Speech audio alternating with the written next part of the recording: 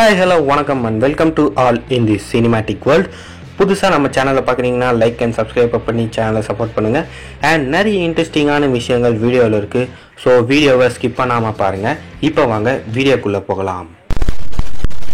So ஃபைனலாக SK25 படத்தோட title டீசரை இப்போ ரிலீஸ் பண்ணிட்டாங்க. நான் ஏற்கனவே ஒரு வீடியோவில் சொல்லியிருந்தேன், இந்த வாரத்தில் SK25 படத்தோட டைட்டில் டீசர் ரிலீஸ் ஆகும்னு.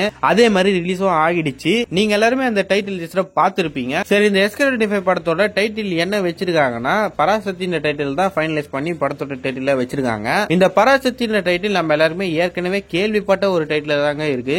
எங்க கேள்விப்பட்டிருக்க வாய்ப்பு இருக்குன்னா, நடிகர் திலகம்னு சொல்லப்படுற சிவாஜி கணேசனோட முதல் படத்தோட டைட்டிலே பராசக்தி தாங்க. சரி ப்ரோ, இந்த படத்துக்கு ஏன் பர்டிகுலரா பராசக்தின்ற டைட்டில் வச்சிருக்காங்க அப்படின்னு நீங்க கேட்டீங்கன்னா, பராசக்தியோட வார்த்தைக்கு மீனிங் என்னன்னா மாபெரும் சக்தி அப்படின்ட்டு தான் சொல்லுவாங்க.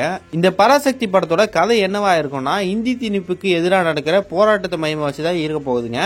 அதாவது காலேஜ்ல படிக்கிற ஸ்டூடெண்ட்ஸ் எல்லாருமே ஒன்னா சேர்ந்து இந்த போராட்டத்தை நடத்துற மாதிரி தாங்க இந்த படத்தோட கதையில காட்ட போறாங்க. மேபி இந்த காரணத்தினால கூட பராசக்தியின் டைட்டில் வச்சிருக்க வாய்ப்பு இருக்குங்க. ஸ்டூடெண்ட்ஸ் எல்லாம் சேர்ந்து மாபெரும் சக்தியா போராட போறாங்கன்னு. இந்த பராசக்தி படத்துல யார் யாரெல்லாம் நடிக்க போறாங்கன்னா, சிவகார்த்திகேயன், அதர்வா, ஸ்ரீலீலா, ஜெயம் ரவின்னு சாரி இவர் பேரை மாத்திட்டார்ல, ரவி மோகன், இவங்க எல்லாரும் தான் இந்த படத்துல மெயினான கேரக்டர்ஸா நடிக்க போறாங்க. அண்ட் இதை கன்ஃபார்மும் பண்ணிட்டாங்க.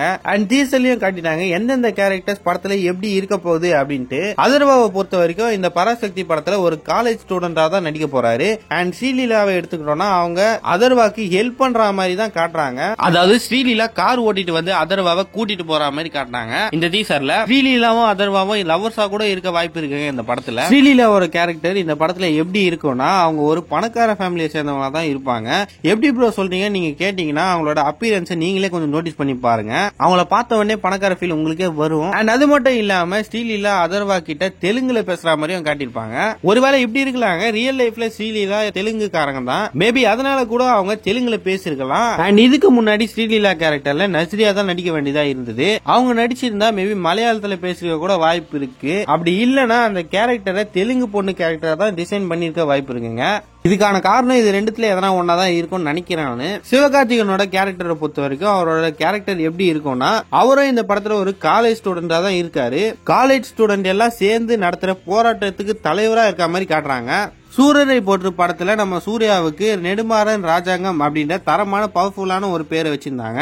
அதே மாதிரி இந்த படத்துல சிவகார்த்திகேயனுக்கு ஒரு தரமான பவர்ஃபுல்லான பேர் இருக்கும் அப்படின்னு நான் நினைக்கிறேன். வெயிட் பண்ணி பார்ப்போம் எந்த மாதிரியான பேர் வைக்கிறாங்க அப்படின்ட்டு. இந்த டீசர்ல பச்சையப்பன் காலேஜா காட்டியிருக்காங்க. எனக்கு தெரிஞ்சு சிவகார்த்திகேயன் இந்த பச்சையப்பன் காலேஜ்ல தான் படிச்சிட்டு இருக்க ஸ்டூடெண்டா இருக்க வாய்ப்பு இருக்கு. இந்த படத்துல அதர்வாவும் சிவகார்த்திகேயனும் ஒரே காலேஜ்ல ஒன்னா சேர்ந்து படிப்பாங்களா அப்படின்றது டவுட் தாங்க. நான் ஏன் இப்படி சொல்றேன்னா, இந்த டீசர்ல சிவகார்த்திகேயனோட சீனையும் அதர்வா சீனியும் தனித்தனியா தான் எடுத்திருக்காங்க.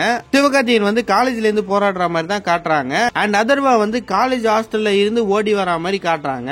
ஆனா ரெண்டு பேருமே ஒரே விஷயத்துக்காக தான் தயாராகிறாங்க.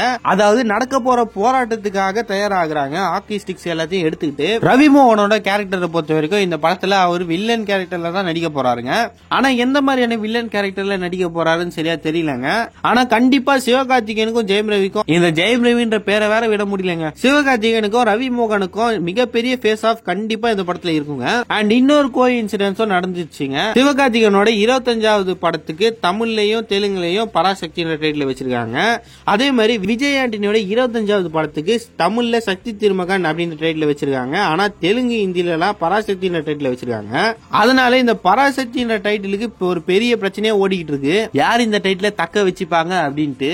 இந்த பிரச்சனையோட முடிவு வந்ததுக்கு அப்புறமா ஒரு வீடியோலயோ இல்ல ஒரு ஷார்ட்ஸ்லயோ நான் உங்களுக்கு அப்டேட் பண்றேங்க. சோ மறக்காம சப்ஸ்கிரைப் பண்ணி வச்சுக்கோங்க. இன்னொரு பக்கம் சூர்யா ஃபேன்ஸுக்கு இந்த ஒரு விஷயம் கஷ்டமா இருக்குங்க. என்னன்னா, இந்த பராசக்தி படத்தை சூர்யா தான் முன்னாடி நடிக்க வேண்டியதா இருந்தது, புறநானூறு அப்படின்ற டைட்டில்ல. ஆனா இப்போ சிவகார்த்திகேயன் கிட்ட இந்த படம் போயிடுச்சுங்க. சூர்யா நடிச்சிருந்தா நல்லா தான் இருந்திருக்கும். ஏன் இந்த காம்போ திரும்ப சேரல அப்படின்ட்டு சரியா தெரியலங்க. சரி, வெயிட் பண்ணி பாப்போம் சிவகார்த்திகேயன் இந்த படத்துல எப்படி நடிக்கிறாரு அப்படின்ட்டு. ஏன்னா சிவகார்த்திகேயனோட நடிப்புல ஏற்கனவே வந்த அமரன் படம் ரொம்பவே சூப்பரா இருந்தது. அந்த கேரக்டருக்கு ஏத்த மாதிரி தத்ரூபமா நடிச்சிருந்தாரு. லைக் பாசிபிளி இந்த படத்திலுமே சிவகார்த்திகேயன் அந்த கேரக்டர்ல தத்ரூபமா நடிச்சா நல்லா தான் இருக்கும். சிவகார்த்திகேயன் இந்த படம் ஒரு நல்ல படமா அமையும் அப்படின்னு நான் நம்புறேன். வெயிட் பண்ணி பார்க்கலாம். சரி, நீங்க சொல்லுங்க இந்த பராசக்தி படத்தோட டைட்டில் டீசர் எப்படி இருக்கு அப்படின்னு மறக்காம கீழே கமெண்ட் பண்ணிட்டீங்க. அண்ட் இதே மாதிரி நிறைய cinematic update and movie reviews வேணா நம்ம சேனலை சப்ஸ்கிரைப் பண்ணி சப்போர்ட் பண்ணுங்க. அண்ட் அந்த லைக்கையும் கொஞ்சம் கொட்டி விட்டுருங்க. Thank you, bye by.